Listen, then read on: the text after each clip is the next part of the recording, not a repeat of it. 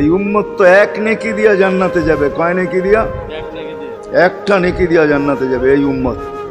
অন্য উম্মতের কথা জানি না আমি, এই উম্মত এক নেকি দিয়া জান্নাতে যাবে।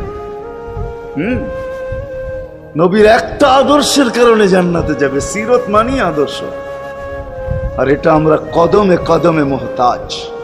কেননা এই ছোট জীবনটা যদি গ্রহণযোগ্যতা পর্যন্ত পৌঁছাইতে হয় আল্লাহর কাছে, চাই নারী হই, চাই যুবক হই, চাই বৃদ্ধ হই, যেই মানুষই হই না কেন, যেখানেরই হই না কেন, যেই বাসারই হই না কেন, যেই বর্ণেরই হই না কেন, যেই পেশারই হই না কেন, যেই সোসাইটিরই হই না কেন, এই জীবনটাকে যদি গ্রহণযোগ্যতা পর্যন্ত পৌঁছাইতে হয় কার কাছে? দুনিয়া আলাদের কাছে না, মালিকের কাছে, যিনি এক ফোঁটা পানির থেকে অস্তিত্ব দিছেন, যার কাছে আবার আমাদেরকে ফিরা যেতে হবে।